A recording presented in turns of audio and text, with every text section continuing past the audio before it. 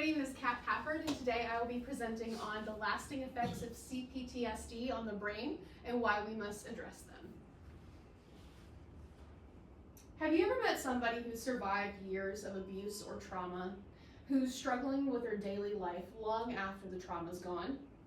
It's because the trauma isn't just a memory, it's rewired their brain. My first source today is from the U.S. Department of Veterans Affairs, written in 2025 and retrieved on February 19, 2025. According to the World Health Organization, approximately 4% of adults in the U.S. suffer from complex PTSD, compared to only 3% with PTSD. Yet despite these numbers, the American Psychiatric Association does not recognize C-PTSD as a separate diagnosis. This failure to distinguish between PTSD and C-PTSD prevents many trauma survivors from getting the care that they need. There are many differences between PTSD and C-PTSD. PTSD is classified by a single traumatic incident and includes the following three symptoms: flashbacks, nightmares, and hypervigilance. Whereas C-PTSD is classified from long-term trauma and includes everything from the PTSD column as well as emotional dysregulation, which is difficulty controlling your emotions, negative self-perception, chronic shame, guilt, and a lack of self-worth. A lack of love for themselves and self-hatred is also pretty prevalent among C-PTSD survivors.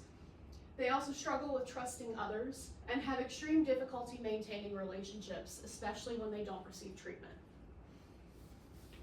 There are still different beliefs surrounding the need to separately classify C-PTSD and PTSD, despite all of these different symptoms. My second source today comes from the Cleveland Clinic. It's from their website, written in 2023 and retrieved on February 19, 2025. They write that in 2019, the World Health Organization listed C-PTSD in its 11th revision of the International Classification of Diseases.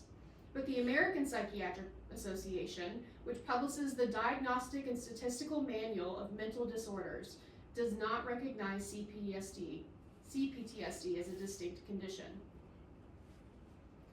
PTSD and C-PTSD impact your brain differently. As you can see on the screen, PTSD impacts your amygdala, which controls your fear processing. This is typically tied to the single event of trauma that they have received, and then is a reaction based off of specific triggers.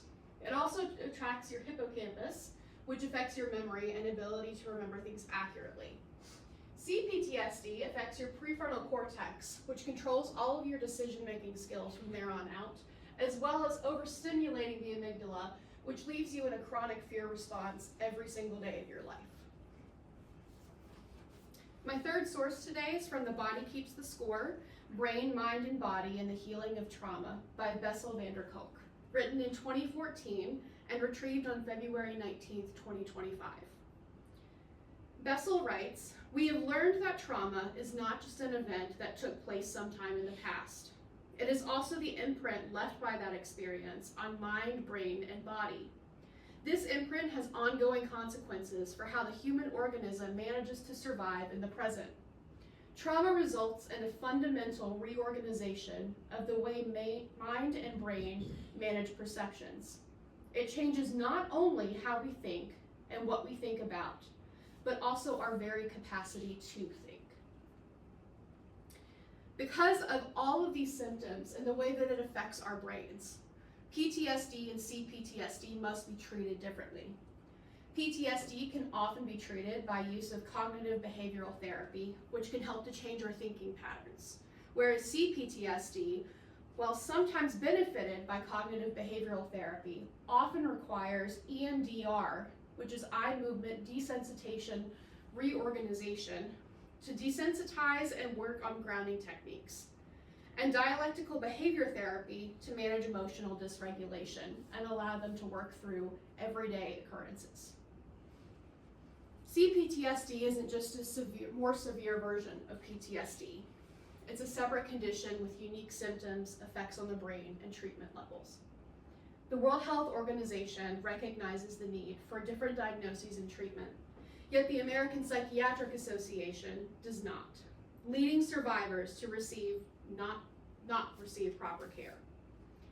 If we want to truly help those who have endured long-term trauma, we must advocate for C-PTSD to be formally recognized by the American Psychiatric Association. The brain does not simply move on from trauma, it rewrites it. If we fail to acknowledge C-PTSD from PTSD, we fail the people who suffer from it every single day. Thank you.